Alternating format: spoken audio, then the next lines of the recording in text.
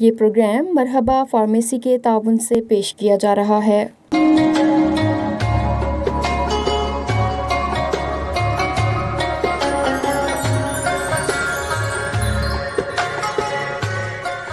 اعوذ باللہ من الشیطان الرجیم، بسم اللہ الرحمن الرحیم۔ ربی اشرح لی صدری ویسر لی امری واحلل عقدۃ من لسانی یفقہوا قولی۔ السلام علیکم ورحمۃ اللہ وبرکاتہ۔ وائس آف ساؤتھ ایشیا کی رمضان ٹرانسمیشن بعنوان رحمت رمضان کے ساتھ میں مسز نصرت رانا ڈار آپ کی خدمت میں حاضر ہوں۔ ناظرین کرام، آج 21ویں رمضان کریم کی نسبت سے سیدنا علی شیر خدا کا ذکر کریں گے اور بالخصوص آپ کا جو علمی مقام و مرتبہ حدیث مبارکہ کے ذریعے ہم تک پہنچا ہے، انشاءاللہ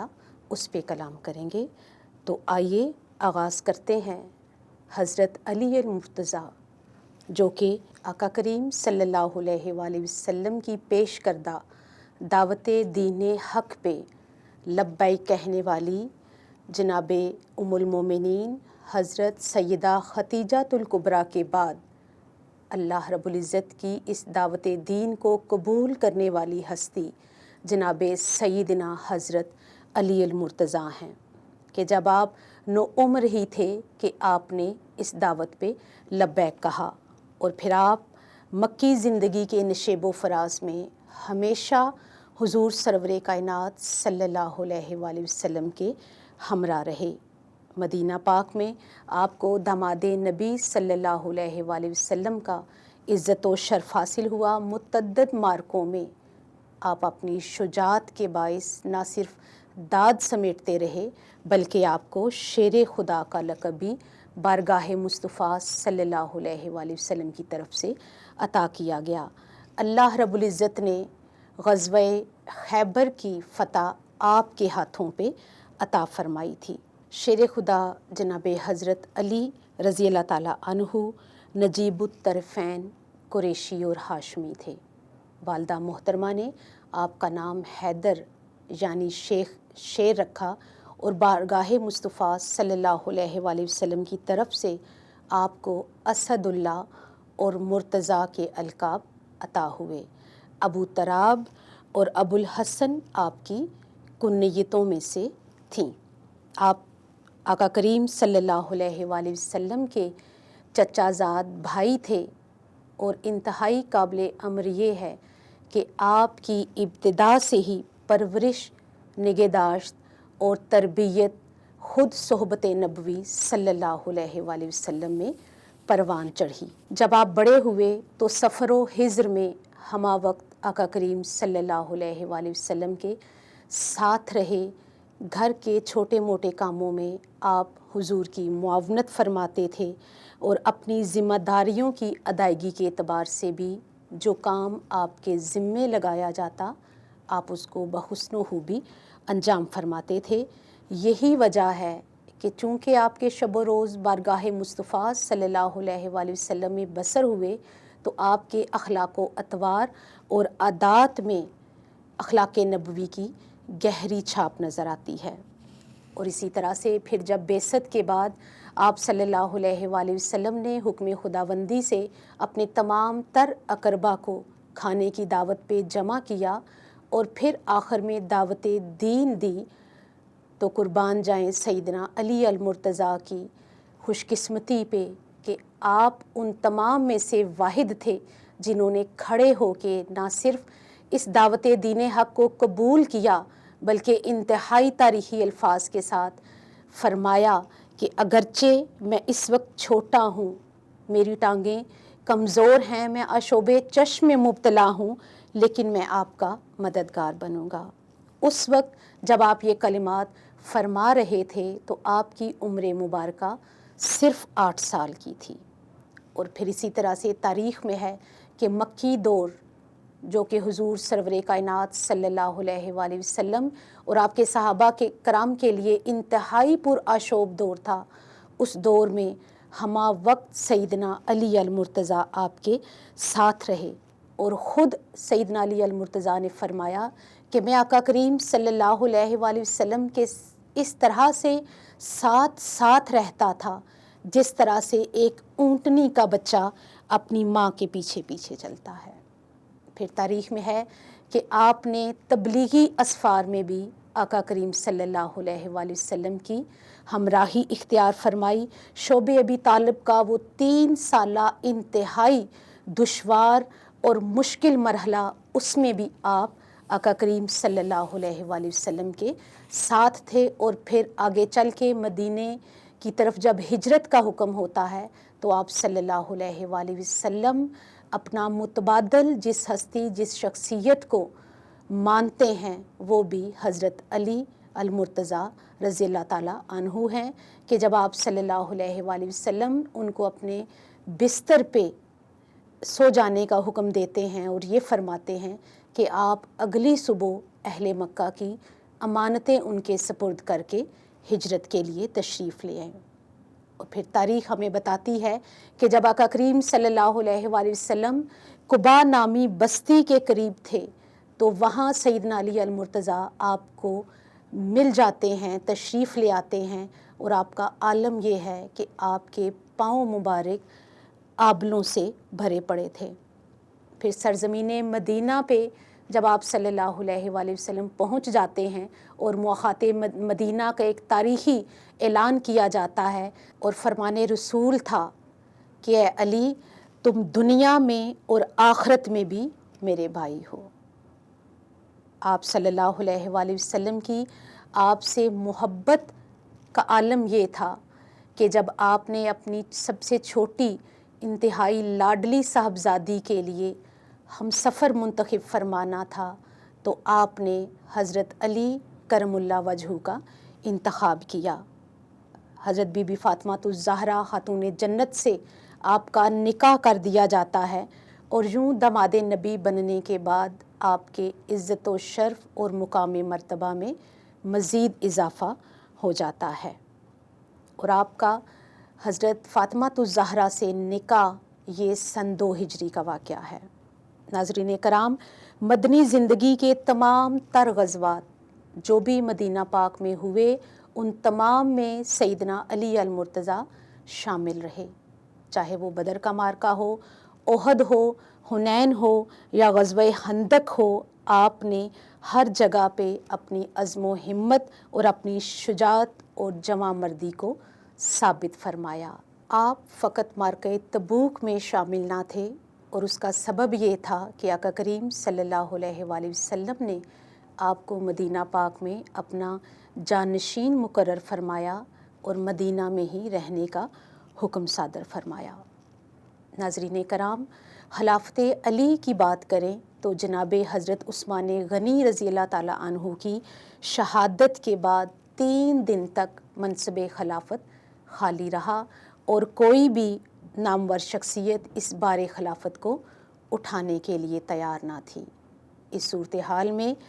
انصار و مہاجرین کے بزرگ جمع ہو کے جناب علی المرتضیٰ کی بارگاہ میں حاضر ہوئے اور درخواست کی۔ اولاً آپ نے تو یہ منصب اٹھانے سے معذرت کی اور فرمایا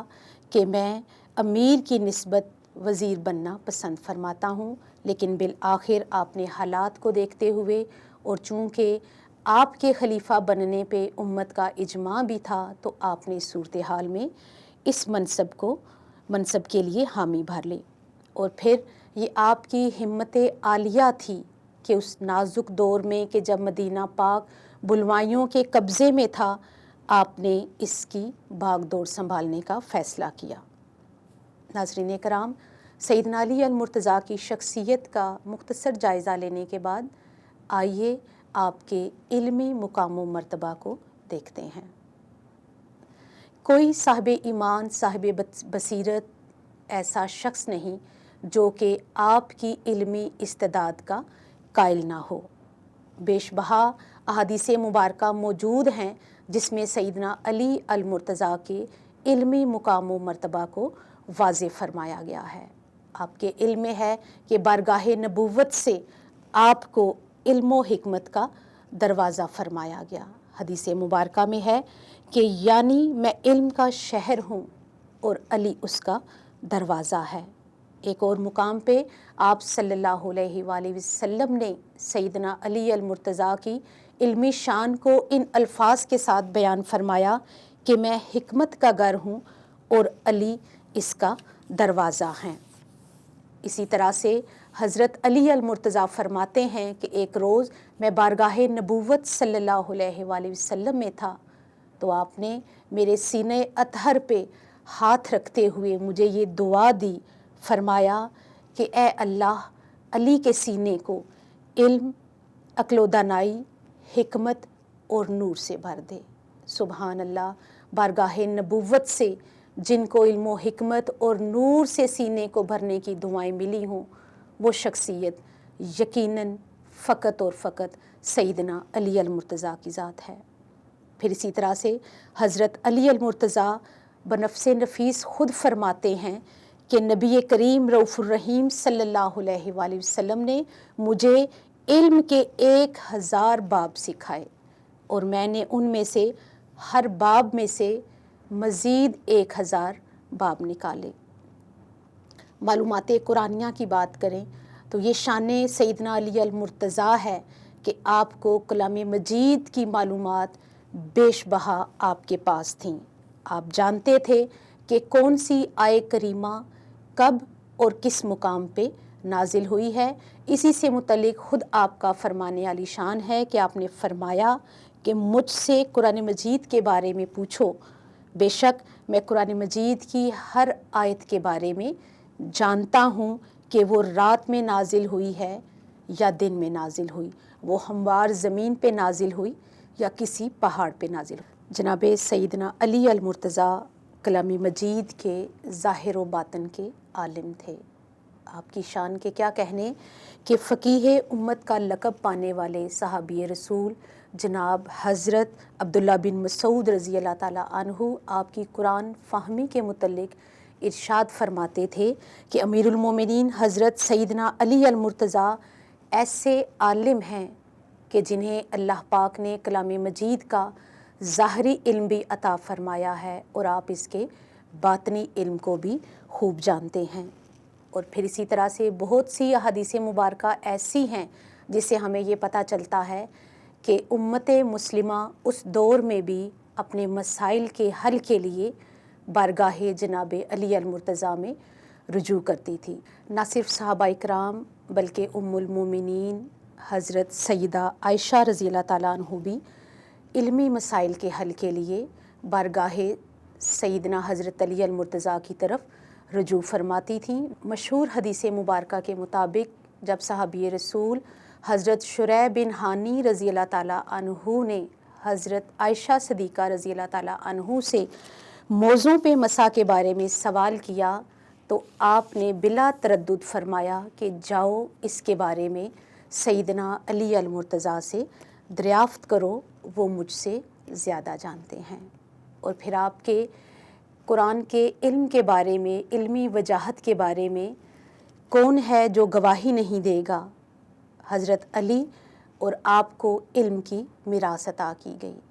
حدیث مبارکہ میں سیدنا عبداللہ بن مسعود فرماتے ہیں کہ سیدنا علی المرتضیٰ اہل مدینہ میں سے سب سے زیادہ علم کی میراث رکھتے تھے۔ روایات میں ہے کہ آپ نے آقا کریم صلی اللہ علیہ وآلہ وسلم سے تقریباً 582 حدیث مبارکہ روایت کی ہیں اور کتب احادیث میں ان کی خوشبوؤں کو بکھیرا ہے، اس مجموعہ حدیث کو معطر کیا ہے۔ لیکن دور حاضر میں ڈاکٹر محمد طاہر القادری نے اپنی ایک تحقیق میں لکھا ہے کہ سیدنا علی المرتضیٰ سے مروی احادیث مبارکہ کی تعداد 12,000 سے زائد ہے۔ جناب سیدنا علی المرتضیٰ سن 40 ہجری میں 17 یا 19 رمضان المبارک کو فجر کی نماز کے لیے جاتے ہوئے راستے میں آپ پہ قاتلانہ حملہ ہوا، جس سے آپ شدید زخمی ہو گئے اور بالآخر 21 رمضان کریم کو اللہ کی بارگاہ میں پیش ہوئے۔ اللہ رب العزت ہمیں سیدنا علی المرتضیٰ سے حبی اور ایمانی تعلق نصیب فرمائے، آپ کی سیرت مطہرہ کو پڑھنے اور اس پہ عمل کرنے کی توفیق عطا فرمائے، اور اللہ رب العزت نے جو آپ کو علمی وجاہت عطا فرمایا تھا اس کا حصہ وافر بھی ہم سب کو عطا فرما دے۔ وما علیہ الا البلاغ۔ السلام علیکم ورحمۃ اللہ وبرکاتہ۔